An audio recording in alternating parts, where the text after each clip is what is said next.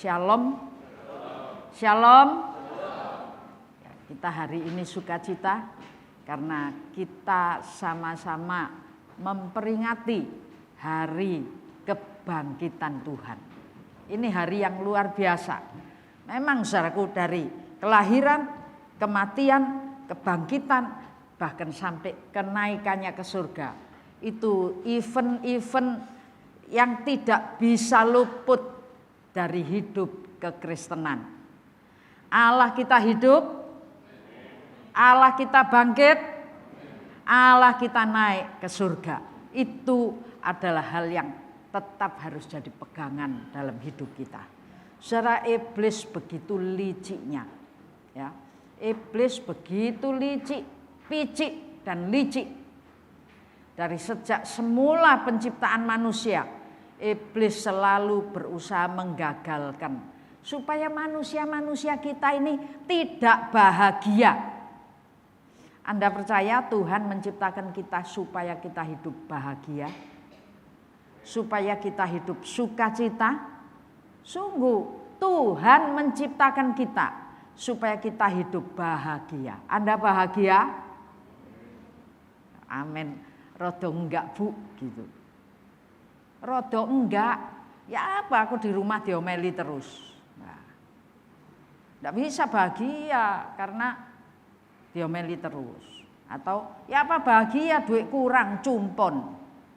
Apa uang yang buat Anda bahagia? Uang butuh saudaraku, tapi bukan uang yang menentukan kebahagiaan kita. Kita ini bahagia karena Tuhan mencipta kita dengan segala kesempurnaannya, segambar dengan gambarnya. Dan bukan hanya itu, Tuhan mencipta kita setelah Eden diciptakan. Semua sudah dilengkapi, serba ada, lalu kita dicipta. Artinya Tuhan mau kita itu merasa cukup, tidak pernah kekurangan. Tuhan mau supaya kita ini merasa disayangi Tuhan, dicintai Tuhan, disiapkan apa saja yang diperlukan sudah disediakan. Dan bahkan tidak dibiarkan sendiri karena dikasih pasangan hidup yang menyenangkan hati. Pasangan hidupmu menyenangkan? Angel lu ngomong gitu saudaraku ya, ayo jujur, pasangan hidupmu menyenangkan? Adam bilang, wanita yang kau kasihkan kepadaku ini Tuhan, buat aku jatuh. Ya apa saudaraku? Ya wanita bilang, lah salahmu kok gelem gitu ya. Lah ini intinya isinya salah-salahan terus. Mana bisa bahagia kalau salah-salahan terus? Tidak bisa. Tuhan mau kita bahagia. Amin. Tuhan mau kita bahagia. Dan kita memang harus hidup dalam kebahagiaan yang Tuhan berikan kepada kita. Gondok diluk boleh saudaraku. Tapi ya jangan suwe-suwe gitu ya. Nanti gondok pasangannya disiwak seminggu. Rumah ini kayak kebakaran walaupun tidak ada api. Tapi Anda harus percaya, itu memang rencana iblis. Itu usaha iblis untuk menggagalkan setiap plannya Tuhan. Setiap rancangannya Tuhan yang baik-baik itu berusaha digagalkan. Dan saat ini, pagi hari ini kita akan lihat bagaimana cara setan berusaha menggagalkan segala kebaikan Tuhan dalam ciptaannya yang sempurna ini, yaitu manusia. Setan bisa pakai siapa saja, bisa pakai apa saja untuk membuat gagal rencana Tuhan. Tapi Tuhan punya cara yang bagaimanapun juga rencananya harus berhasil. Kebahagiaannya pasti dianugerahkan kepada kita. Tinggal kalau kita tidak mau ya salai dewi. Anda bahagia? Wedi loh mau jawab gini ya, tapi mari kita belajar. Anda bahagia, enggak bahagia, kemarin boleh, tadi boleh. Tapi mulai hari ini, mulai dengar firman Tuhan ini, besok kalau sodok gondok hilang kebahagiaannya, berhenti ya. Amin. Amin, berhenti. Mulai sekarang ini harus bahagia, karena itu plannya Tuhan. Kita harus hidup dalam rencana Tuhan. Kita harus menjalani rencana Tuhan. Supaya kelak kita juga dapat bagian hidup yang kekal. Itu bagian demi bagian rencana Tuhan. Kayak pasel yang digandeng-gandeng, sudah sekarang bahagia terus sampai surga sana bahagia juga. Amin. Ya. Kita baca yang pertama, Matius 27 ayat 63 sampai 66. Suara.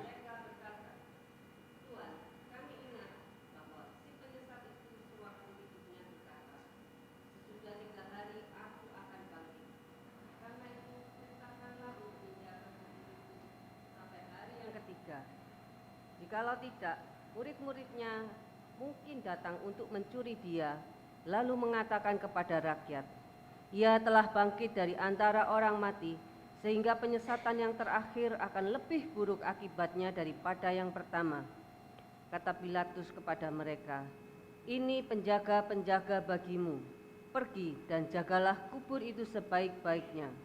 Maka pergilah mereka dan dengan bantuan penjaga-penjaga itu, mereka memeterai kubur itu dan menjaganya.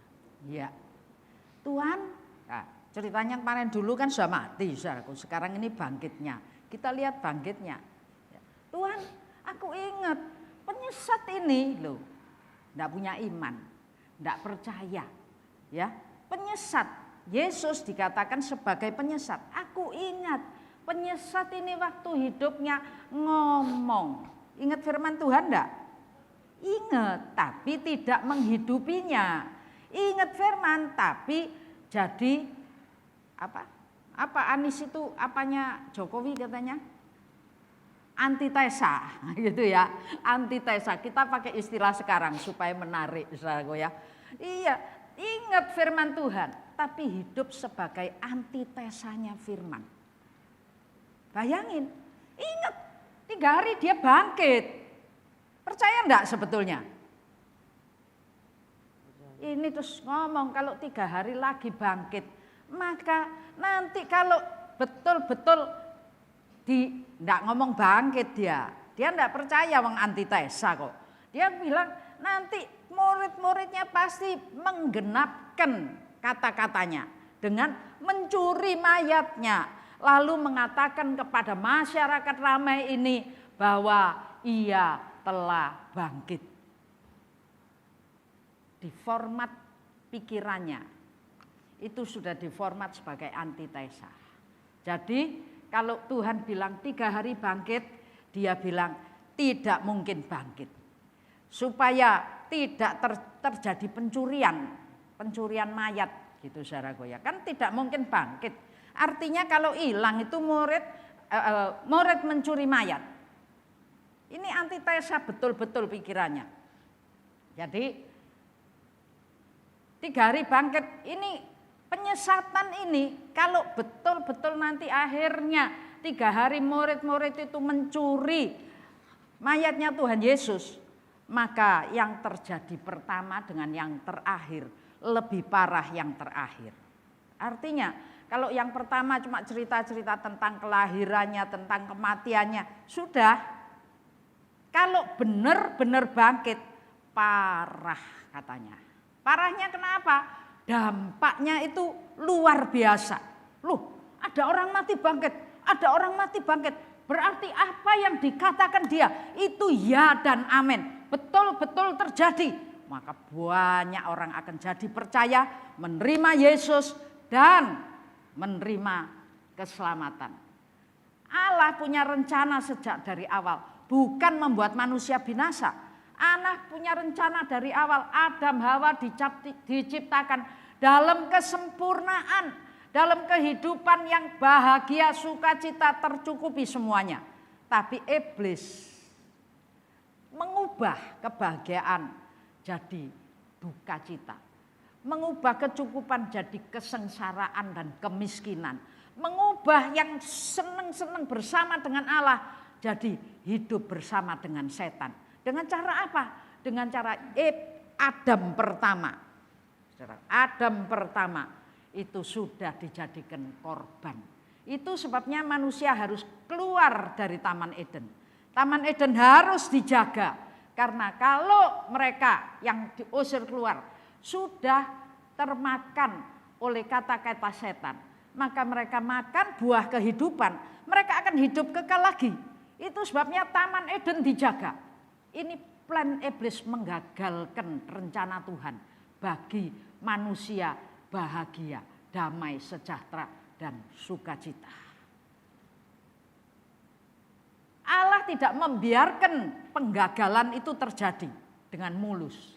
Itu sebabnya Allah memberikan anaknya yang tunggal, Yesus Kristus, lahir di bumi ini sebagai juru selamat manusia. Amin. Yesus juru selamat kita. Ayo kita sebutkan. Yesus juru selamat kita. 3 kali ya, yang yakin. Anda yakin, Anda yang tidak yakin tidak usah ngomong, tidak apa-apa.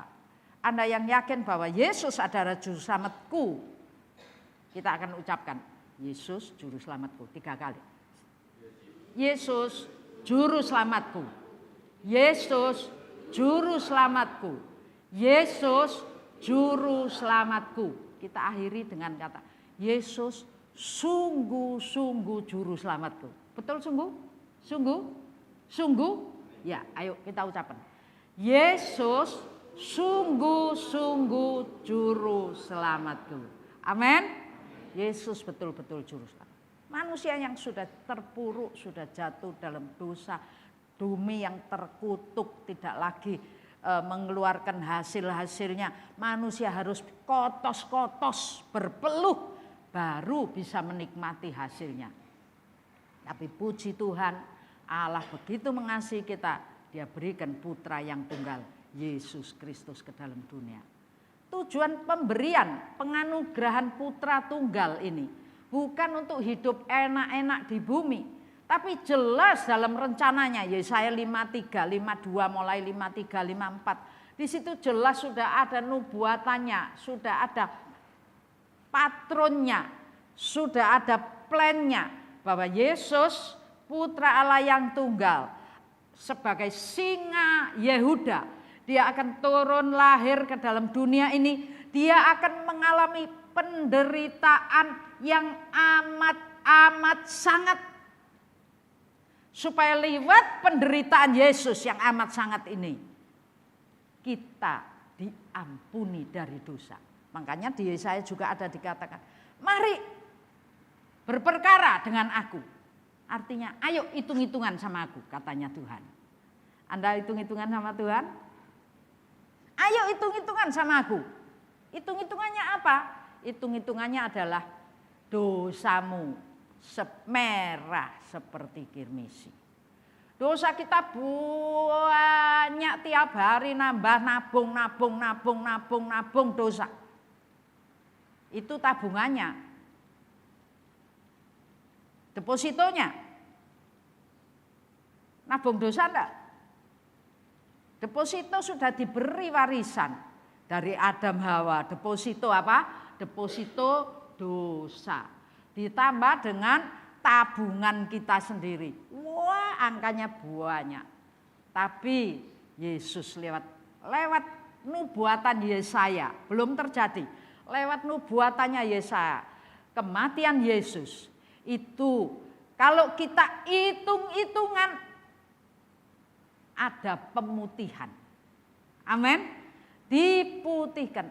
Dosamu merah seperti kirmisi, akan jadi putih seperti salju. Ada yang punya utang enggak?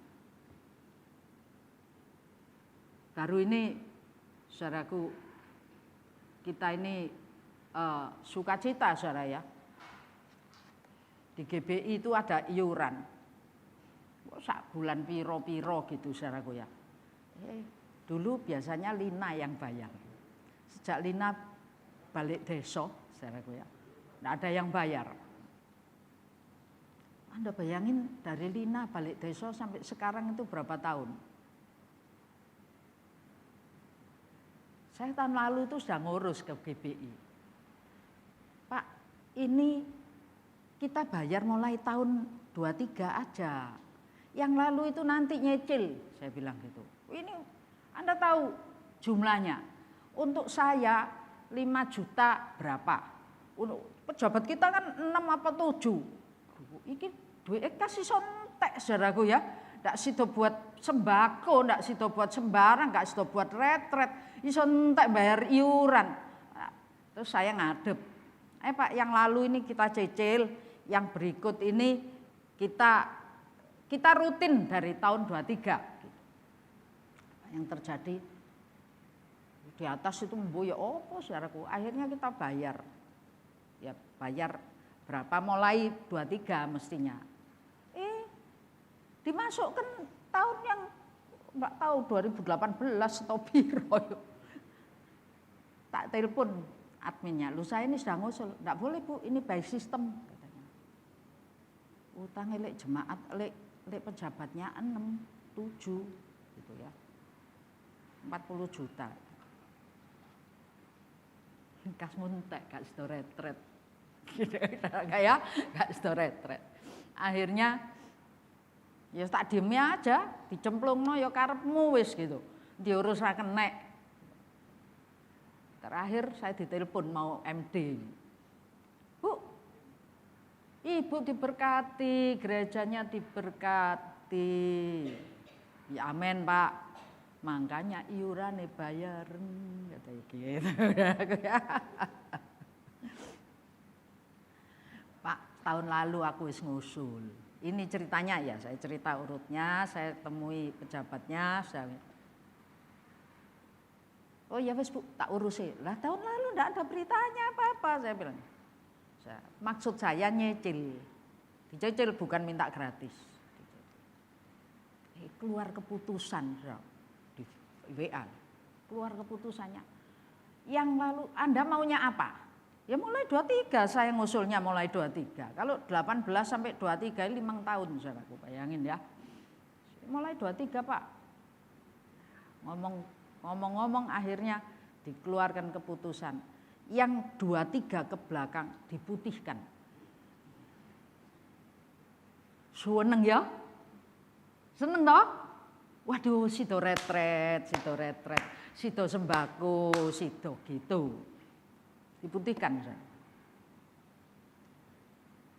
Seneng loh, piro? 30 jutaan, 30-40 juta. Banyak enggak? Dia ngomong banyak-banyak saudaraku. Kasih paling 40. Paling banyak kas itu setiap tahun dikumpulin. Itu paling banyak hari ini 40 kalong lagi pasang PLR ini itu. Operasional gereja untuk bayar listrik itu 2 juta lebih. PDAM apa-apa. Pokoknya yuk ngelompok itu tetap angkanya di 40 ke bawah 40. Kalau habis retret kasih kalong lagi. Sebagian subsidi, ini kalong lagi. Cuma angkanya segitu. Kalau di gereja lain sekali ngitung kolektor bisa sak gini saudaraku ya. Kita itu kasihnya segitu biar Anda tahu aja bocoran titik-titik gitu ya. Nah, seneng diputihkan. Seneng enggak diputihkan? Tapi Tuhan ngomong di Yesaya, biar dosamu merah seperti kirmisi. Dosa deposito warisan, dosa tabungan. Itu semuanya utang, saudaraku, bukan ndak utang. Anda dan saya punya utang banyak. Kalau sadar, kalau ndak sadar, pokoknya aku bener, aku ndak nyalai orang, pokoknya aku ndak jahat. Katanya ndak punya utang. Depositone piro? Ndak ada orang sempurna. Roma katakan kalau orang mengatakan dirinya tidak berdosa, dia menghujat Allah dan mengatakan Allah pembohong. Semua kita punya dosa banyak. Tapi janji Tuhan itu Ya dan amin. Dia berikan putra tunggalnya. Katanya kitab Yesaya, katanya. Putra tunggal itu akan menderita, bahkan sampai mati. Mati disalib, mukanya sampai juelek. Tidak diperhitungkan orang. Uelek soro sampean. Yesus elek soro enggak? Pada saat penderitaan dialami. Anda itu kalau sakit aja sudah buat cocong. Loro untu, sudah loro untu. Gini. Terus loro lengan ditambahi lagi mewek. Sakit apanya tambah-tambah. Bayangkan kalau dicemeti, dianiaya, dipukuli, diejek, dipakotai duri. Sini loh yang sakit keluar darahnya semua. Welek enggak? Welek soro, saudaraku. Dan eleknya itu, kalau terjadi hari ketiga bangkit, maka firman Allah digenapi, keselamatan, pucuk keselamatan bagi seluruh dunia yang taat kepadanya. Bukan yang percaya, nanti kita baca. Yang kemarin dulu kita baca Jumat di Ibrani 5. Yang taat kepadanya. Bukan yang antitesa, yang taat kepadanya. Dia akan beroleh kehidupan yang kekal. Itu diceritakan 2000 tahun yang lalu, lebih. Ya, dan di Nabi Yesaya sampai zaman Yesus. Sampai zaman Yesus lahirlah betul putra tunggal Allah dari suku Yehuda. Imam-imam keluarga Lewi, saudaraku, betul persis, makanya disebut singa Yehuda. Dia lahir di kandang Bethlehem, supaya bukan yang kaya saja yang dapat keselamatan, tapi sampai yang termiskin sekalipun. Rasanya belum ada ya, ibu melahirkan di kandang ya, kalau enggak Yesus. Mesake, saudaraku, anak Allah, pemegang tahta. Anda lihat Pangeran William ya baru ini balik. Harry apa William ya? Yang gede apa yang kecil? Yang kecil itu balik ke Inggris nemui papanya. Dia karena dapat orang yang tidak sederajat, maka dia harus meninggalkan istana Buckingham. Dia balik, wah disambut. Charles begitu senengnya nyambut.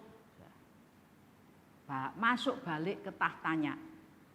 Tidak dikasih tahta, habis itu pulang lagi.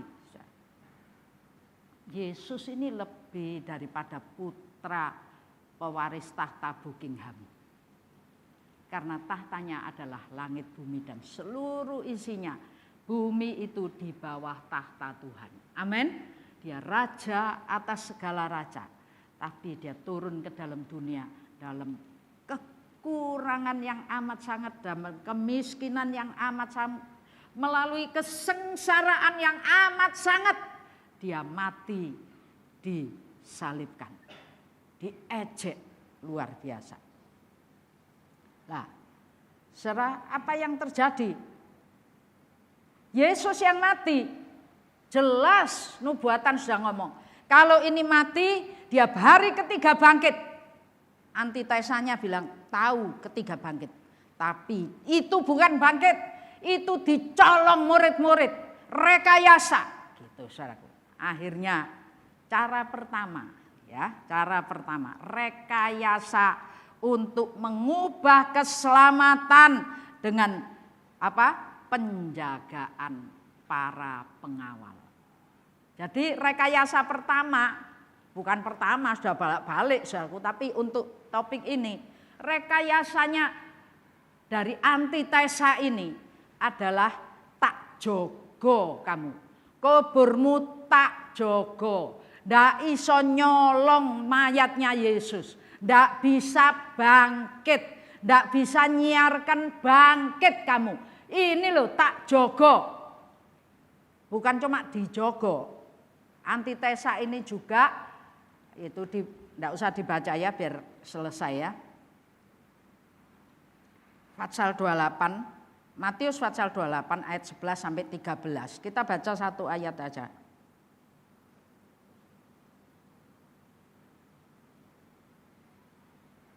Meterai, di meterai saudaraku ya. Oh itu ketiga. Di meterai. Oh di sana tadi ya, di ayat yang sudah kita baca tadi. Jadi setelah rekayasa pertama lewat penjagaan ketat, kapokmu kapan gak iso nyolong gurumu, mayatnya gurumu, gak isa, gitu ya. Jaga sampai hari ketiga harus jaga ketat. Ini tak kasih pengawal. Setelah itu kubur ini dimeterai. Anda tahu dimeterai. Kalau Anda beli kecap aja ke Bilka ya, sini dekat Bilka. Anda ke Bilka beli kecap asin cap piro 129 ya. Beli kecap asin cap 129. Anda pulang bawa kecap asin mau masak, mau makan sama bubur. Loh, segele hilang. Ini palsu ini. Gitu ya toh? Ya enggak? Gitu enggak kira-kira? Baliklah Anda ke Bilka. Sama Bilka ndak ditompo. Lah wong wis mbok go mule mang gak mbok prekso gitu San.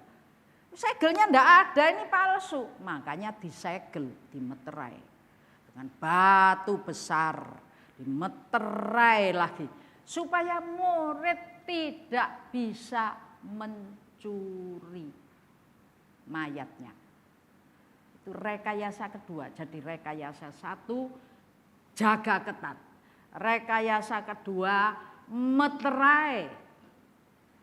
Rekayasa ketiga batu besar ditutupkan. Yang sudah pernah sampai Yerusalem, Anda tahu betapa besarnya batu itu. Itu sebabnya ketika murid-murid wanita-wanita hari ketiga datang, lu ya apa susah ini, ya apa enggak bisa nyekar. Karena ada batu besar yang tidak bisa digulingkan. Sementara itu dijaga ketat. Rekayasa ketiga. Jadi berlapis-lapis rekayasanya. Dan rekayasa yang keempat ada Matius 28 tadi ayat 11 ya.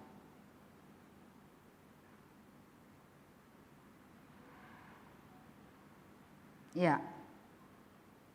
11 sampai 13 tolong.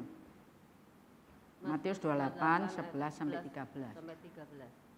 Ketika mereka di tengah jalan, datanglah beberapa orang dari penjaga itu ke kota dan memberitahukan segala yang terjadi itu kepada imam-imam kepala. Dan sesudah berunding dengan tua-tua, mereka mengambil keputusan lalu memberikan sejumlah besar uang kepada serdadu-serdadu itu dan berkata, "Kamu harus mengatakan bahwa murid-muridnya datang malam-malam dan mencurinya ketika kamu sedang tidur." Ya.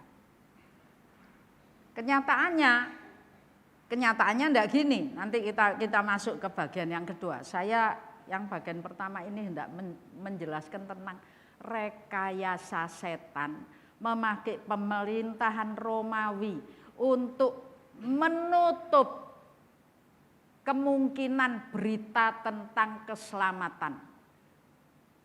Pertama tadi dijaga, kedua dimeterai, dipasang batu besar ketiga, dan yang keempat sudah itu semua, tapi Yesus masih bangkit.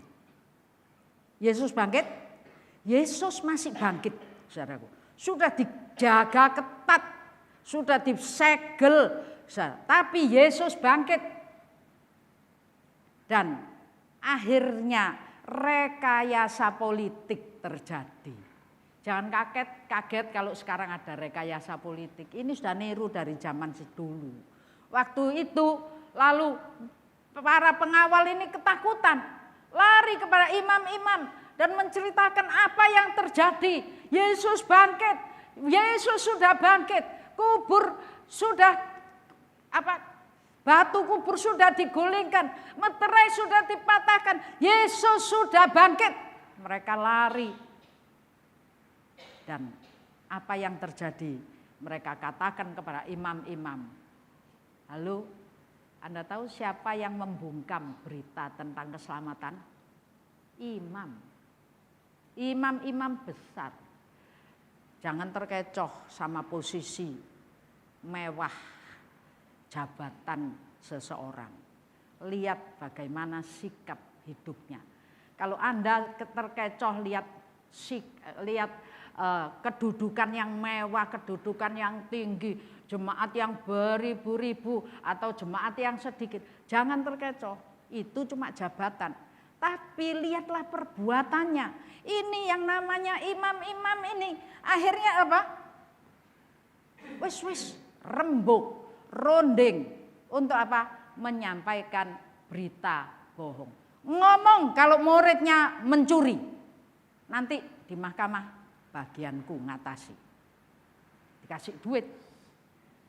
Tutup mulut. Uang tutup mulut. Rekayasa politik.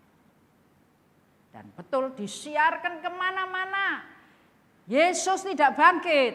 Yang ada adalah mayat dari Yesus ini dicuri murid-murid. Itu caranya iblis. Berlapis-lapis-lapis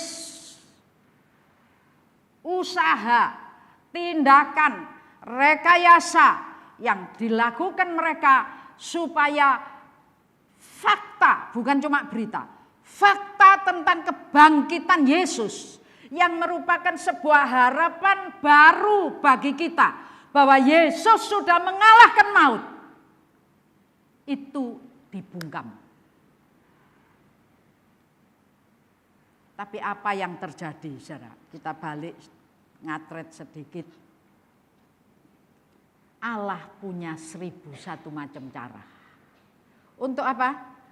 Untuk menetapkan bahwa rencana penyelamatan pasti terjadi.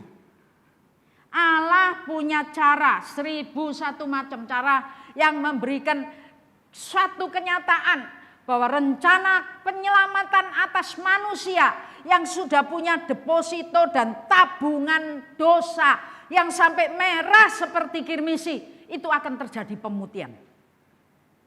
Anda diputihkan? Anda diputihkan? Rasul Paulus ngomong, di antara orang yang berdosa, aku paling besar dosanya. Tapi dosaku yang banyak ini sudah diputihkan. Itu sebabnya hidupku bukannya aku lagi, melainkan Kristus yang hidup di dalam aku. Aku tidak lagi hidup sebagai yang lama, tidak lagi hidup sebagai Saulus. Tapi Paulus katakan, aku jadi Paulus. Artinya Paulus, kalau Saulus si penganiaya, pencari murid dan dianiaya, tapi Paulus yang sadar bahwa dosanya yang merah seperti kirmisi sudah diputihkan. Dia berubah, bukan Saulus tapi Paulus. Sekalipun dianiaya, sekalipun ditindas, sekalipun disiksakan, maka dia akan tetap menjadi rasul, pelayan Tuhan yang memberitakan firman Tuhan dimanapun dia berada. Dan bukan hanya itu, sampai di mana jabatan rasul, dia membuka cabang. Sampai di mana lagi? Dibukalah cabang. Sampai Korintus, sampai Titus, sampai suratan-suratan itu, saudaraku, semuanya itu Rasul Paulus yang buka. Luar biasa. Kolose semua dibuka, semua tempat. Dia bukan hanya menjadi pemberita Injil bagi orang Yahudi, tapi dia adalah pemberita Injil kelas dunia. Negara-negara tetangga, semua diberitai, dikasih kenyataan. Bukan cuma berita, dia mengalami. Dan di ayat yang ke berapa tadi? Tidak usah dibaca ya. 28 ayat 1 sampai 6. Rekayasa manusia dipatahkan oleh Tuhan. Apa yang terjadi? Ayat 2-nya. Terjadilah gempa gempa bumi hebat. Gempa bumi yang hebat. Sebab seorang malaikat Tuhan turun dari langit dan datang ke batu itu menggulingkannya. Kalau di Getsemane, malaikat Tuhan datang memberi kekuatan. Di kubur Yesus, malaikat Tuhan datang dan menemui murid-murid yang ketakutan, wanita-wanita yang hendak nyekar, memberikan penjelasan, kamu jangan cari yang hidup di antara yang mati. Yesus hidup, dia tidak mati, dia tidak perlu disekar. Yesus sudah hidup, bangkit. Yang kedua, untuk membuktikannya, terjadi gempa. Gempa kemarin derdek enggak kalian? Surabaya baru kali ini, saudaraku. Saya naik mobil pas ngatret gini. Kodok. Oh ini ngelindes kucing pikirku, saudara ya. Ngelindes kucing. Jadi tak handrem turunlah saya. Tak lihat, loh gak ono kucing ya. Ndak ono kucing saudaraku ya. Terus tak mundurkan lagi. Kodok gitu lagi. Loh ini apa sih gitu? Oh tak lihat di depan. Waduh, tetangga itu sudah pada keluar semua. Terus tak lihat di atas kabel listrik itu gini. Oh gempa, ingat saya ini di Bali 7 tahun ya. Jadi ingat, di Bali itu hampir tiap hari ada gitu saudaraku ya. Saya waktu gempa di Bali tahun 77 itu, waduh kantornya Telkom itu gini. Waduh lari semua. Orang Bali bilang, nah, kalau sudah ada gempa gitu, orang Bali bilang, kalau Anda sampai di Bali lalu lihat orang Bali ngomong hidup gitu. Itu artinya ono gempa, cari hidup. Ini hidup, Yesus hidup, gitu saudaraku. Yesus hidup, makanya ada gempa besar. Meterai manusia tidak berhasil. Batu dipasang gede-gede tidak berhasil. Glondong batunya. Bayangin kalau batu bisa gelondong, lebih besar dari gempa kemarin, saudaraku. Lebih gede batunya gelondong. Allah punya cara supaya rancangannya tidak digagalkan oleh iblis. Amin. Satu tujuan Tuhan. Merah seperti kirmisi, jadi putih seperti salju. Pemutihan atas hutang-hutang dosa kita diputihkan lewat matinya Yesus di atas kayu salib dan bangkitnya dia memenangkan kuasa maut. Amin. Lalu ya, apalagi di bagian yang ketiga saudaraku, yaitu di ayat Al-Fatihah 28 ayat 7 sampai 10. Tidak usah baca ya supaya selesai. Wanita-wanita itu ketakutan. Lalu malaikat Tuhan itu mengatakan, jangan takut karena aku tahu kamu mencari Yesus. Yang lain gempa ketakutan semua, tapi yang cari Yesus jangan takut. Amin. Bumi dan seluruh isinya boleh goncang-gancing, boleh bergoyang, boleh keadaannya resesi, boleh apapun yang jelek-jelek terjadi. Kalau kamu cari Yesus, jangan takut. Amin. Tujuan hati kita harus jelas. Kita cari Yesus. Kita percaya Yesus bangkit. Kita percaya hutang kita diputihkan. Kita percaya dosa kita sudah diampuni. Amin.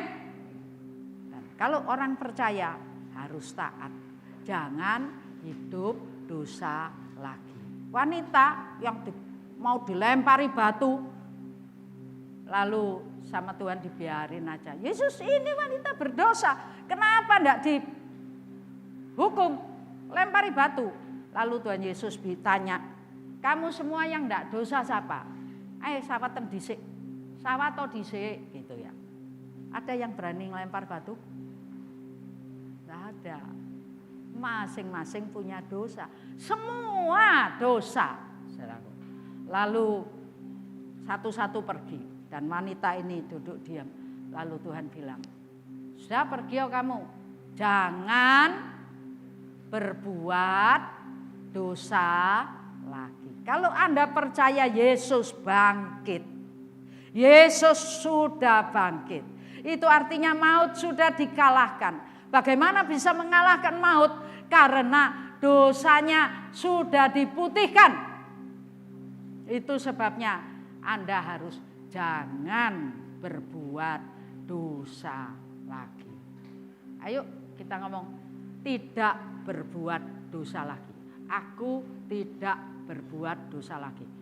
Yang lalu bojoan, yang lalu ngomongnya gede terus, yang lalu nguamuan, yang lalu wah penipu, wah apa aja, misuan. Siapa yang enggak misu di sini? Oh, itu kan gayanya hidupnya orang Surabaya, saudaraku ya. Surabaya sebetulnya bukan nasi pecel, tapi kenapa bahasanya nasi pecel itu bisa keluar? Anda yang masih suka misu, berhenti loh. Itu kalimat sangat jelek. Saya kecil dulu enggak ngerti, sama mama saya ikut-ikut tetangga. Sama mama saya minyak putih dicampur sama lombok, diulek gini, ditoletno sampai jomble. Biar mandek. Berhenti berbuat dosa. Ayo ngomong, aku tidak berbuat dosa lagi 3 kali ya. Ayo ngomong sing tenan lho, metu teko ati lho, ojo gak. 3, 2, 1. Aku tidak buat.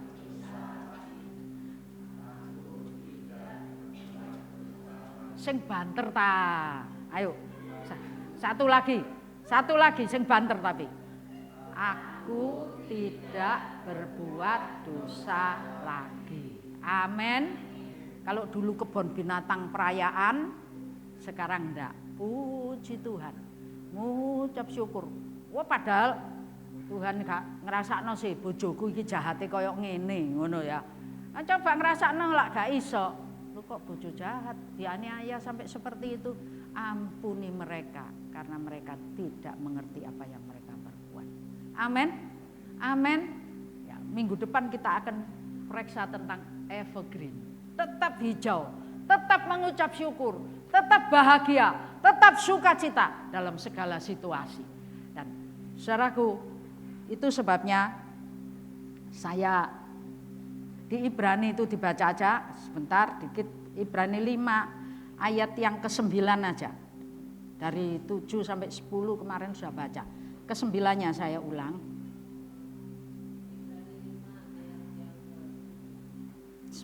Yang ke-9. Dan sesudah ia mencapai kesempurnaannya, ia menjadi pokok keselamatan yang abadi bagi semua orang yang taat kepadanya. Ya, itu ada garis bawah. Sesudah ia mencapai kesempurnaan. Kesempurnaan saya berikan tanda kutip. Setelah ia menyelesaikan sampai tuntas semua kewajiban yang Allah berikan kepadanya, selesai tuntas. Yang paling susah menyelesaikan apa? Ya, bangkit gampang, seneng saudaraku ya, bangkit. Waktu menderita sampai mati di atas kayu salib. Itu sebabnya pendeta yang minggu lalu ngomong, ia menutup mulutnya, ia menahan diri supaya dia bisa menyelesaikan sampai sempurna. Amin. Menyelesaikan sampai tuntas. Ini setelah ia mencapai kesempurnaan, artinya ia sudah menyelesaikan tuntas. Makanya disalib pada saat sebelum dia menyerahkan nyawanya, dia ngomong sudah genap. Sudah genap itu sudah pepek, sudah mari kabeh, sudah sempurna. Bagianku sudah tak lakukan.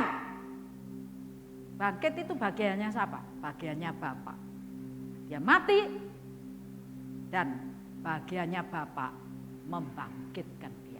Tapi Yesus sudah menyelesaikan dengan sempurna. Sudah genap kata-kata dalam bahasa Indonesia ini bingung no. Kalau ini kesempurnaan, yang satu sudah genep, Anda kalau baca ndak hati-hati, ndak gatuk. Tiba-tiba digatuk no gatuk gitu saudaraku ya. Sudah selesai. Yesus sudah menyelesaikan dengan tuntas. Amin. Amin. Yesus menyelesaikan dengan tuntas. Dan ayat yang kita baca tadi, itulah sebabnya ia jadi pucuk keselamatan, sumber keselamatan, awal keselamatan, tunas keselamatan bagi kita semua. Amin. Karena dia sudah menyelesaikan tuntas. Karena dia sudah mati seperti draft, seperti rencana Allah.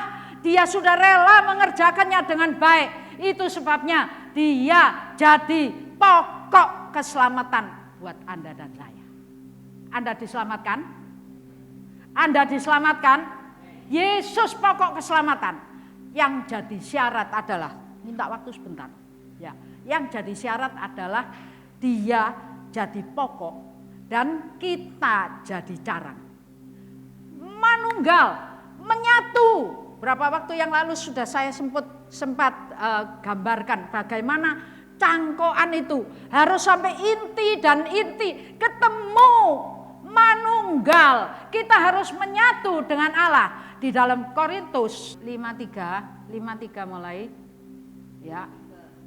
Karena yang dapat binasa ini harus mengenakan yang tidak dapat binasa, dan yang dapat mati ini harus mengenakan yang tidak dapat mati. 54. Dan sesudah yang dapat binasa ini mengenakan yang tidak dapat binasa, dan yang dapat mati ini mengenakan yang tidak dapat mati, maka akan genaplah firman Tuhan yang tertulis, maut telah ditelan dalam kemenangan. Ya, maut telah.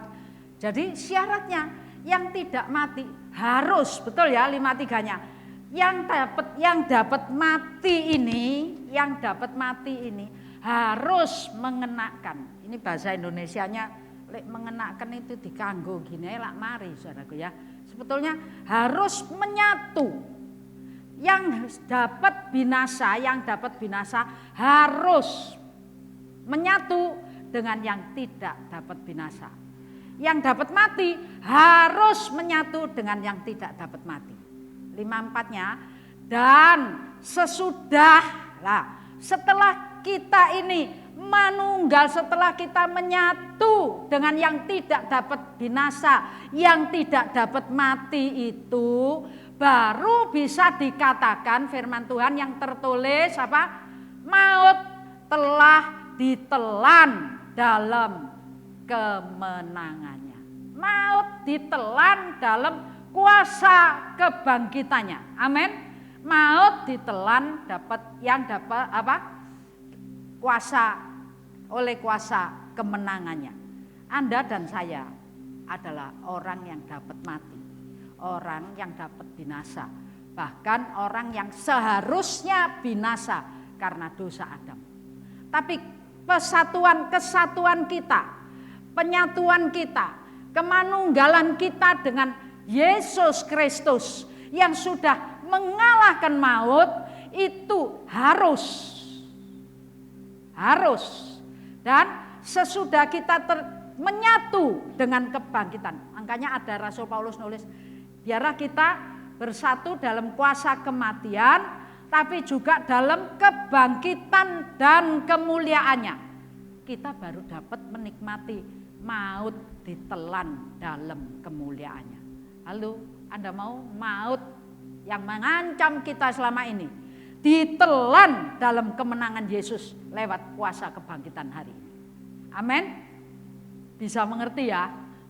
Jadi kalau tidak menyatu dan belum menyatu, itu mautnya tidak bisa ditelan, saudaraku. Maut bisa ditelan kalau menyatu. Terus sedikit, ayo 55 sampai 57. Hai maut, di manakah kemenanganmu? Hai maut, di manakah sengatmu? Sengat maut ialah dosa dan kuasa dosa, ialah hukum Taurat. Tetapi syukur kepada Allah yang telah memberikan kepada kita kemenangan oleh Yesus Kristus Tuhan kita. 58. Karena itu saudara-saudaraku yang terkasih, berdiri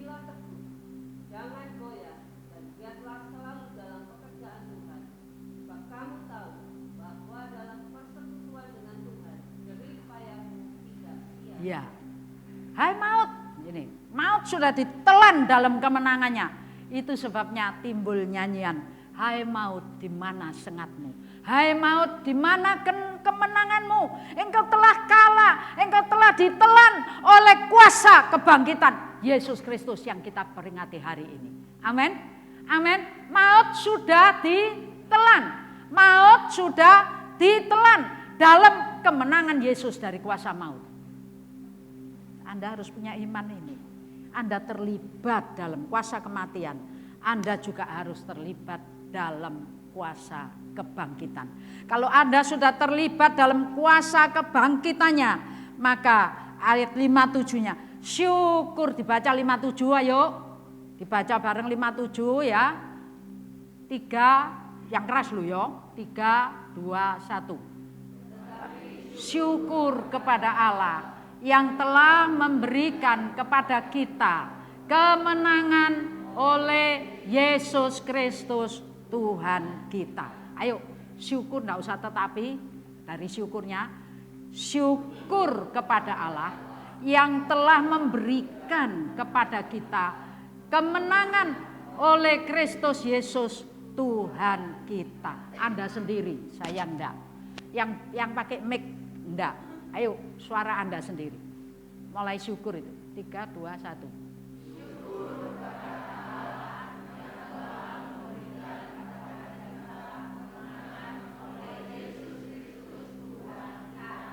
Anda menang? Anda menang? Anda menang? Menang oleh Yesus Kristus yang sudah bangkit. Hari ini kita peringati bukan hanya hari kebangkitan. Hari ini kita memperingati hari kemenangan. Hari kemenangan. Menang atas maut. Menang atas kuasa dosa. Menang atas semua tipu muslihat iblis. Kita berkemenangan. Kalau Anda sakit, teriak yang keras. Aku menang karena Yesus sudah memberikan kemenangan. Kalau Anda sumpah, Anda ngomong aku menang karena Yesus sudah memberikan kemenangan. Rencana Yesus bukan Anda sakit, bukan Anda sumpah, bukan Anda kekurangan, bukan Anda sengsara. Tapi rencana dari awal penciptaan manusia, bahagia, sukacita, damai sejahtera dipulihkan lewat kuasa kebangkitannya. Amin. Menang, sukacita, damai sejahtera, keberkatan. Kuasa Tuhan lebih besar dari segala kuasa yang lain. Amin. Di 58-nya, ayo dibaca bareng lagi. Ayo bareng. 3, 2, 1.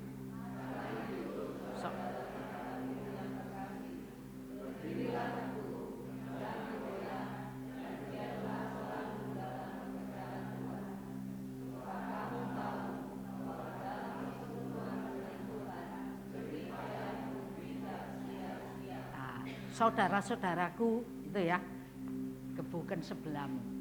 Sebab itu kamu gitu ya, yang tak kasih dalam Tuhan. Kamu gitu. Jangan goyah, berdiri teguh, jangan goyah. Dan ojo purian, ojo gondokan, ojo patah semangat. Giatlah selalu. Yang namanya giat selalu itu punya semangat, punya gairah, punya niat, punya daya juang. Amin. Punya daya juang, giat selalu dalam pekerjaan Tuhan. Lek baca belakangnya lah enak. Sebab kamu tahu bahwa jerih persekutuanmu dengan Tuhan, jerih payamu, jerih payaku. Sudah berjerih payah belum? Kok seneng lek baca jerih payahnya tidak sia-sia. Ayo pinggirmu ya, gebloken ya. Betul ya. Ayo 3 saudara-saudaraku itu, kamu ganti gitu ya. Kamu. Ayo 3, 2, 1. Yang kekasih dalam Tuhan. Ayo terus ayo mek kamu tok ae. Terusane gak diwaca. Ya apa? Wedi ya maca gitu ya. Ayo balik. Papa aja karena itu kamu. yang kukasihi dalam Tuhan. Gitu ya. 3, 2, 1. Ayo. Karena itu, loh, aku kamu tok dari awal dibaca. Karena itu kata-kata saudara-saudaraku yang kekasih, itu kamu yang tak kasih dalam, kamu yang kukasih dalam Tuhan. Ayo ganti gitu ya. Nah, ayo kamu yang kukasih dalam Tuhan. Ayo dari awal. Karena itu 3, 2, 1. Karena itu keliru lagi. Wedi ya. Ayo. Yang benar. Kamu saudara, hai kamu saudara-saudaraku lah ado.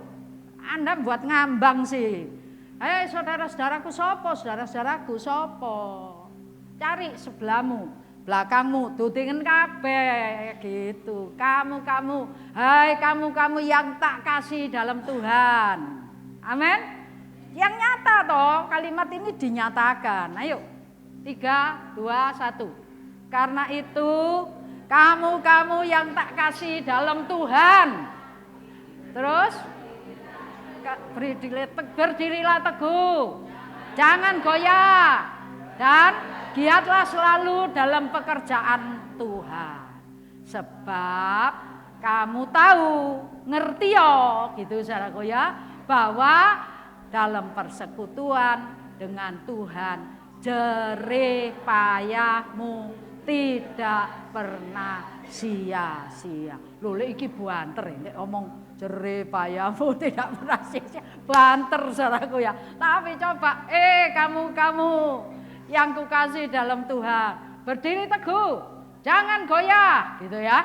Lalu ngomong giate selalu, aku dhewe gak giat gitu ya. Mau keliru ngomong tadi, awang-awangan mau ngomong itu. Bisa ngomong banter, ayo sekali lagi. Karena itu tak rungokno sekarang. Ayo cari tutingen siapa aja yang dekatmu kena dituting. Ayo 3, 2, 1.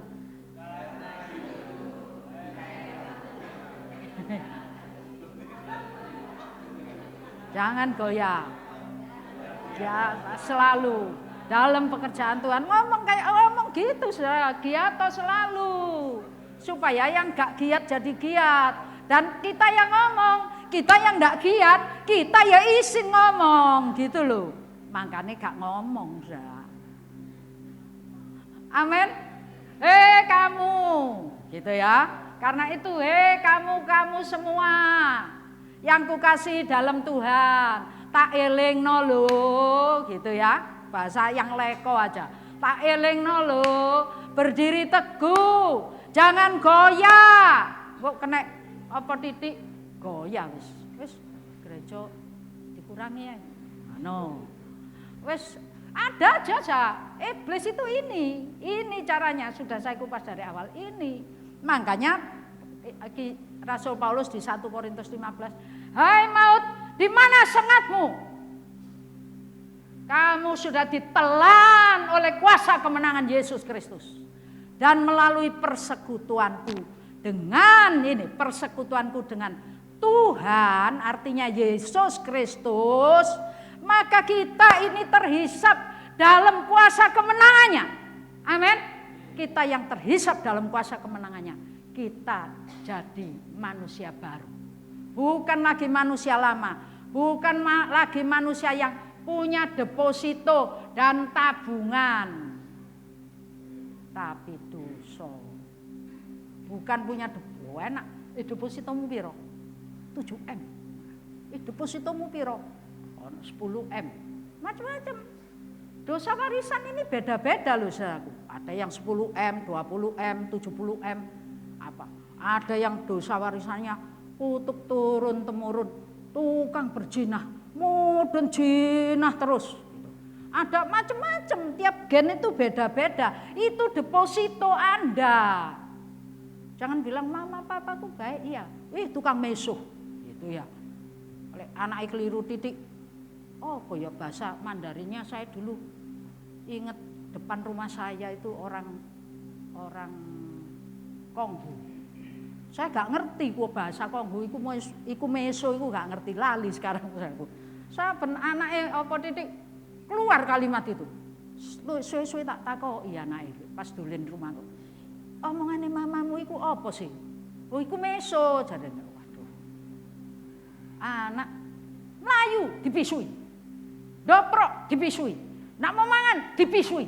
Terus dipisui. Kelihatannya kecil loh. Mek ngomong, kebiasaan ngomong. Tapi itu deposito besar. Tiap kita, Alkitab ngomong tidak mungkin tidak berdosa. Kita punya deposito dosa turunan. Ditambah dengan dosa kita sendiri. Tapi lewat persekutuan dengan Tuhan Yesus Kristus. Mengenakan, bersekutu bukan mengenakan. Yang dapat binasa, bersekutu dengan yang tidak dapat binasa. Harus bersekutu dengan yang tidak dapat binasa. Dan 54-nya, dan sesudah kita bersekutu dengan yang tidak mati dan tidak bisa binasa ini, maka kita bisa katakan maut sudah ditelan dalam kemenangan ketidakbinasaan ini. Ojo kesusu ngomong, maut ditelan, sudah bersekutu belum? Sudah, kalau sudah, oke. Lalu di sini dikatakan, ingatkan seorang dengan yang lain. Kalau sekarang ada yang satu puri, ojo dinengno mbek guyung-guyung, kepurian gitu. Bukan saudaraku. Enggak, ini loh. Kamu ini kan tak kasih dalam Tuhan.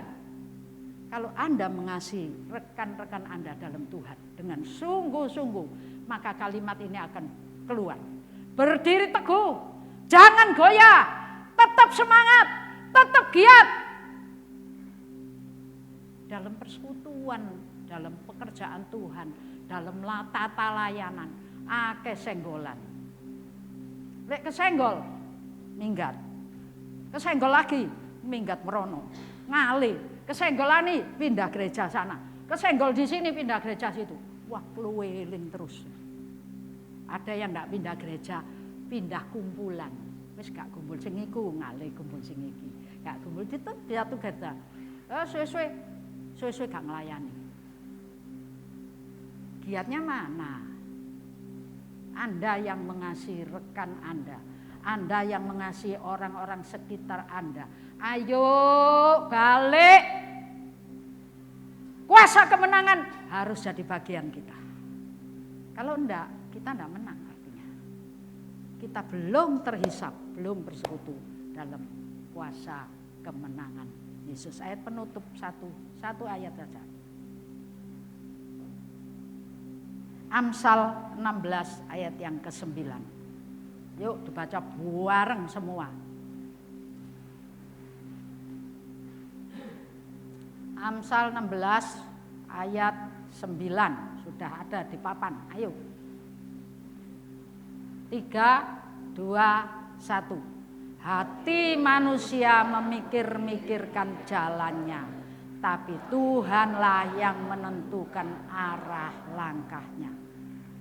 Orang Romawi bisa rekayasa, pinter loh. Mereka itu orang-orang pinter, orang Roma itu orang-orang pinter. Tapi Tuhan lebih pinter. Mereka punya cara, tapi Tuhan punya cara yang tidak masuk di akal manusia. Tuhan tetap menetapkan bahwa berita keselamatan ini belum sampai ke sini. Ada satu lagi tidak usah dibahas ya, tapi tak omongin. Setelah murid-murid itu terima Tuhan, lalu malaikat itu bilang, sampaikan kepada yang lain bahwa Yesus sudah bangkit. Dia sudah tidak ada di antara yang mati karena dia hidup. Beritakan. Kalau berita itu hendak ditutup, cara Tuhan adalah lewat Injil. Beritakan. Anda memberitakan Injil, Anda memberitakan Yesus bangkit buat orang yang tidak tahu, buat orang yang lupa, buat orang yang tidak peduli dengan berita keselamatan. Ingatkan berita keselamatan. Harus sampai ke semua telinga. Amin. Berita keselamatan harus sampai ke semua telinga. Telinga orang yang pernah kamu temui itu harus pernah dikurei dengan Quran. Yesus bangkit dari antara orang mati. Dan oleh karena dia bangkit, dia hidup. Dia memberikan kemenangan kita atas maut.